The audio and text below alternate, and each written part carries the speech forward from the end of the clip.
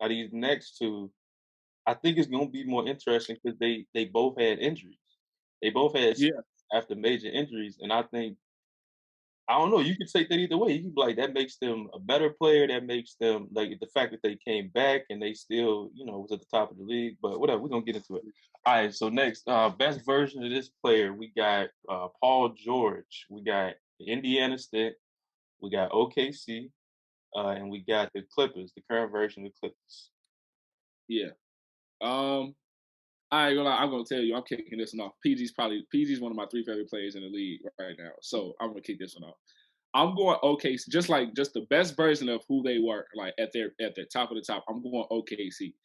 The reason I'm going OKC is because he finished top three in MVP and top three in DPOY. He could have probably got either one or both had he not gotten hurt.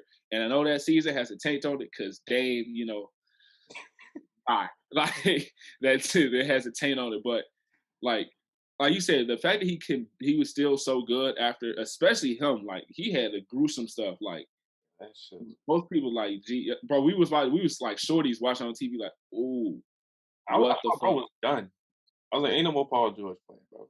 The nigga I, leg. I thought it was over with. I thought he was over with. I promise. I did too. I was like, how do you come? Because that came like right after Kevin Ware, and Kevin Ware was never the same in Louisville. Like after that stuff popped off, like we saw stuff like that. It's just like, ugh. But I think he had more moments, like as a pacer, obviously, because that was like at the time his longer like stint. That's probably his longest stint still right now. And we remember him going at Bron, going at D Wade. And I think of like the smoke that they got, like that he got out the East. I think the only two people that gave him real work was like Rose and PG. Like, well, we really don't have an answer for these guys right now. They just cooking us. And our answer is throwing like the 6'9", 270 dude at him, like just try to stay in front of him. And even then, he was still like he was smoking Braun a little bit. Like they had Wade on him at first. If you and you can like I forgot what clip it was, but like Wade and Braun were talking about like how many problems he gave them as a pacer. It was like, yeah, we had Wade on him at first, and he's like cooking D Wade. Like, oh damn, we didn't know this dude was like that. He looked at D Wade like, all right, do I need to get him? And then he got one bucket. He was like, yep, I got him. Move out the way.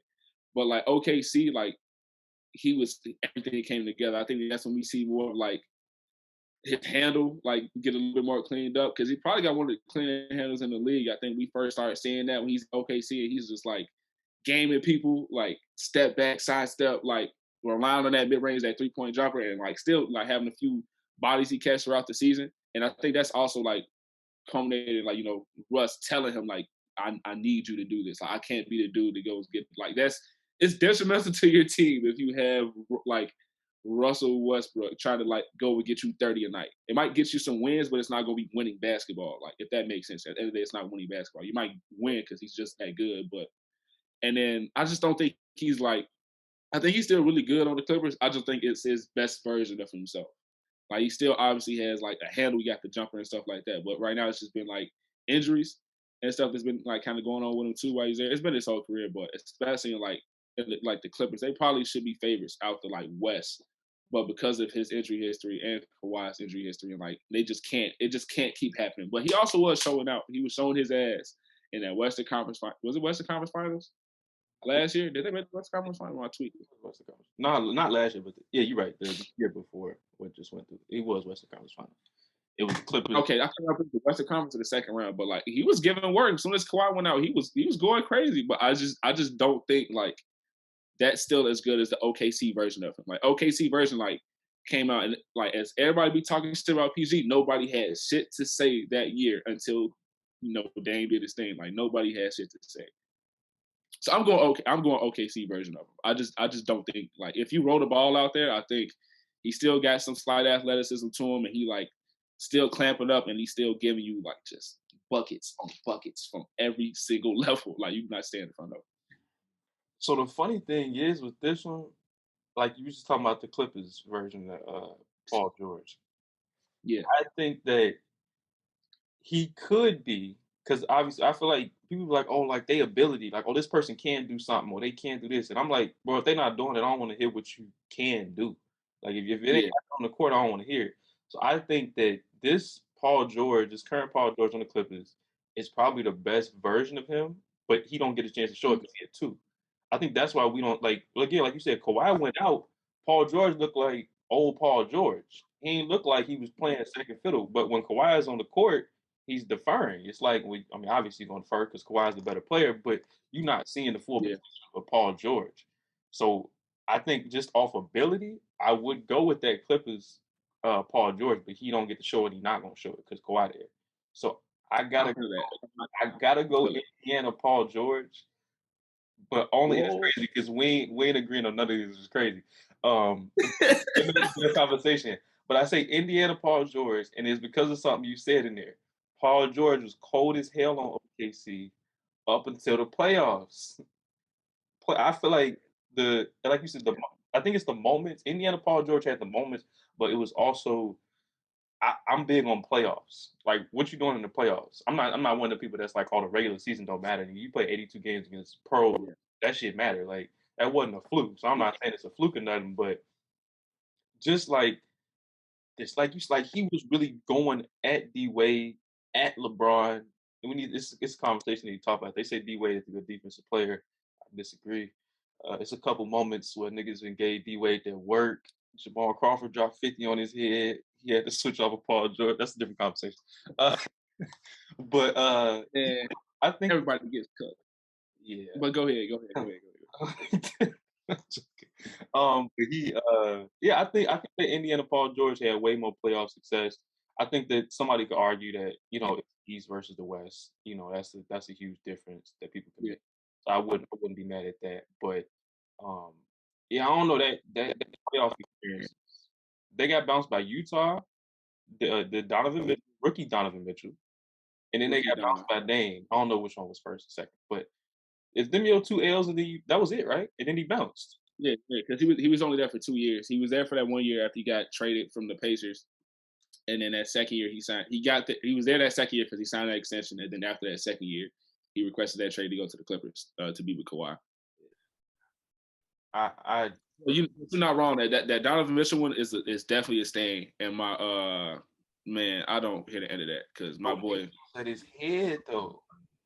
Yo, Joe Ingles for sure.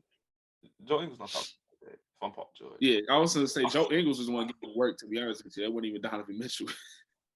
But then that was the first year. That was crazy. That was definitely Donovan's rookie year too. So that's what people was talking crazy too. Like a rookie just bounced you out the playoffs, which is definitely like something to talk about. And then second year, Dame, like I said, that's one of my favorite players too. So that's why I could talk about it. It was hurt, but like bye. So it's crazy. But yeah, no, I'm not mad at it. Like this is one of those ones. It's like you said, you can't really be mad at any of the answers, but these were like so close. Because Indiana Pacers he's definitely different. And it's bad. It's gonna sound bad, but I don't.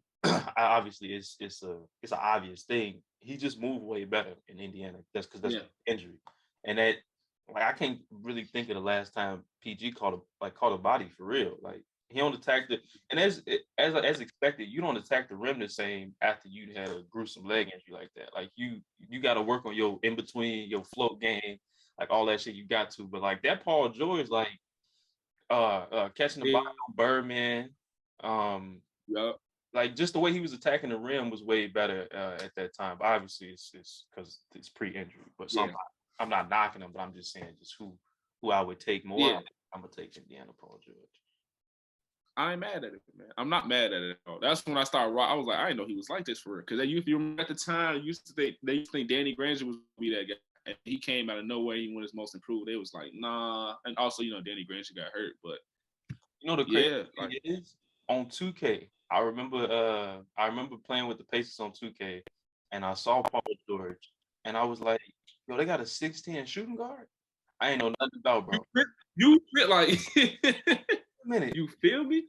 I was like, but Danny Granger the best player? Like I remember playing the game, and I'm looking at my phone like, why is Danny Granger their best player? And they got a 6'10" shooting guard, bro. And he grew. He grew. I think he came in like 6'8", and then he grew. Like his first year, he had another growth spurt. It was like, what the hell is going on? Yeah, I seen that shit. I seen that shit on 2K. I was like, nah, I don't give a fuck about no Danny Granger, but I'm taking all shots. 6'10" at the 2, man. At the 3. If he was at the 3, I'd be like, all right, that's cool or whatever. It's a little abnormal, but nah, not at the 2 guard, bro. I ain't gonna say it like I foreshadowed it and I saw bro was gonna be cold, but I was just like, nah, Yeah. something up. Like something up right here, bro. Y'all need to Got to eye out for this dude right here, man. Like the Bulls need to figure. If they don't value this nigga, the Bulls need to do something. Bro, I promise you, I said the same. I was like, if I saw him giving Lil to work, I'm like, bro, get this nigga to the Bulls somehow, bro. Somehow. We need to get him to the Bulls somehow, bro. I